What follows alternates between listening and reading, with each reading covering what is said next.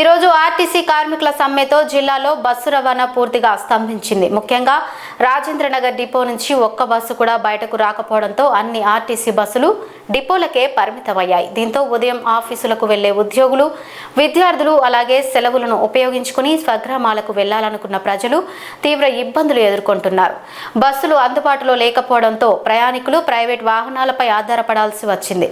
ఫలితంగా ప్రయాణ ఖర్చులు పెరిగాయి. ఇదిలా ఉంటే ఆర్టీసీ జేఏసీ నాయకులతో ప్రభుత్వం ఏర్పాటు చేసిన కమిటీ జరిపిన చర్చలు విఫలమయ్యాయి. సమ్మె నోటీసులు ఇచ్చిన 41 రోజుల తర్వాతే చర్చలకు పిలిచారని, తమ సమస్యలకు సరైన పరిష్కారం చూపలేదని కార్మికులు ఆరోపిస్తున్నారు.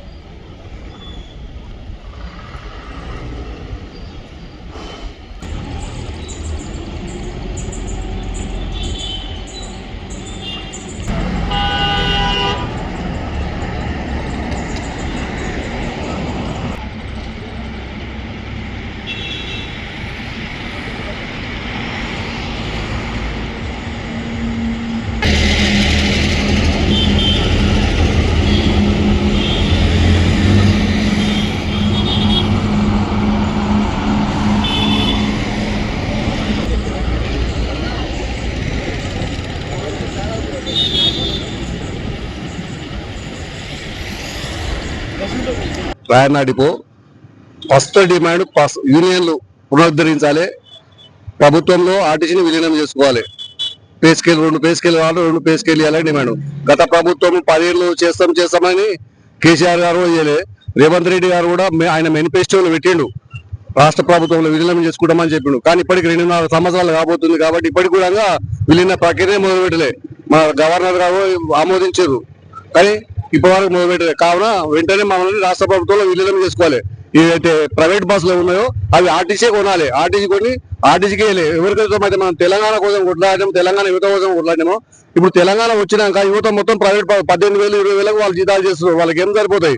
కావున గవర్నమెంట్ కొనాలి, ఆర్టీసీని గవర్నమెంట్ లో విలీనం చేసుకోవాలని మేము కోరుతున్నాం.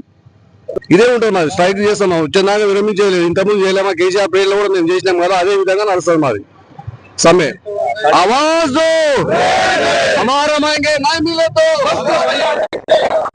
నా పేరు ఎంహెచ్ అలీ, టీఎంయూ నేను వైస్ ప్రెసిడెంట్. ప్రస్తుతానికి మా సమ్మెలో మనం పోవడానికి కారణం ఏంటంటే, అసలు ప్రభుత్వ ఉద్యోగానికి ఆర్టీసీ ఉద్యోగులకు దాదాపు ఇప్పటివరకే 25% వేతనాల వ్యత్యాసం ఉన్నది. ఒక సమస్య ఏంటంటే, ఇప్పుడు ప్రతి పథకం ప్రభుత్వ స్కీమ్ ఏది ఉన్నా కూడా ఆర్టీసీ ఉద్యోగులు చాలా సాధ్యోగి ప్రభుత్వ ఉద్యోగి కాదా అనేది ఒక సమస్య. అదే ఉంది, చాలా పెద్ద సమస్య. కాబట్టి మన సీఎం గారు ఎలక్షన్ లో చెప్పినట్లే, మీ అందరికీ మనం గెలిచిన తర్వాత మీరందరూ కలిసి నన్ను గెలిపించిన తర్వాత ఖచ్చితంగా మేనిఫెస్టోలు పెట్టిన విషయం ఏంటంటే, మేము మొదలు పెడతాము, కంప్లీట్ చేస్తాము అని కూడా సీఎం గారు చెప్పినాము. ఇది తర్వాత 21, 25 పిఆర్సీ కూడా 20 చేస్తాము. తర్వాత యూనియన్ కూడా పునరుద్ధరిస్తామని చెప్పారు. ఈ పెద్ద సమస్యలు 3 సమస్యలు ఉండే. ఇప్పుడు కొత్త సమస్య ఏంటంటే ఈవీ బస్సులకి వచ్చింది. ఈవీ బస్సులు కూడా మేము ఏమంటున్నామంటే, మన ఉద్యోగుల తరఫు నుంచి కానీ మన జేఏసీ తరఫు నుంచి కానీ ఈవీ బస్సులు కూడా ప్రభుత్వమే కొనాలి.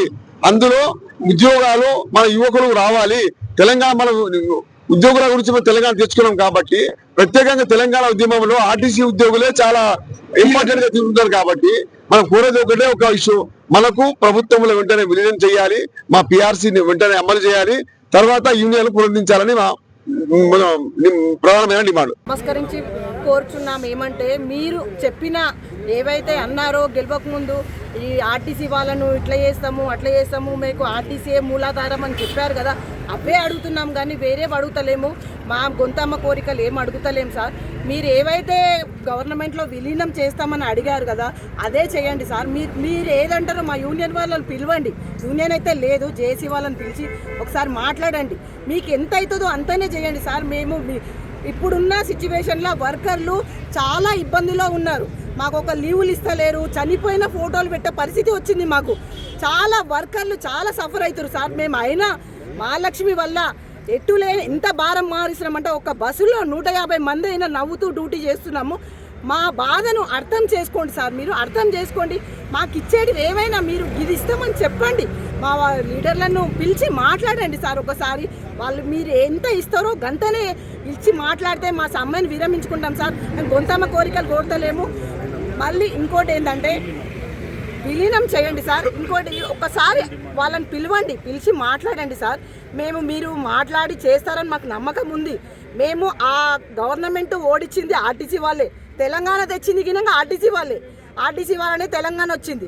మళ్ళీ ఆర్టీసీ వల్లనే ప్రభుత్వం వేరే అయ్యింది. మీరు ఒక్కసారి ఆలోచించి మా గొంతమ్మ కోరికలు ఏం కోరుకుంటలేం సార్. మొయ్యలేని భారాన్ని మోరుస్తున్నాము ఇప్పుడు మహాలక్ష్మి వల్ల. అయినా చిరునవ్వుతో డ్యూటీ చేస్తున్నాం సార్. ఎవ్వరు ఏ ఇబ్బందులు పెట్టినా కండక్టర్లు మాత్రం ఓపికతోటి సహనంతోటి డ్యూటీ చేస్తున్నారు. కొంచెం మా గురించి ఆలోచించి మీరు నిర్ణయం తీసుకొని మాకేవైతే ఇస్తా అన్నారో గవ్వే ఇవ్వండి సార్. వేరే ఏం అడుగుతలేం మేము.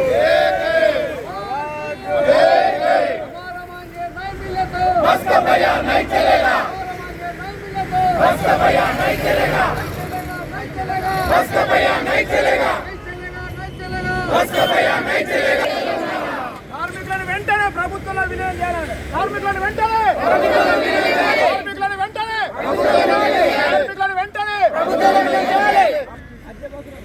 ఆర్టీసీని వెంటనే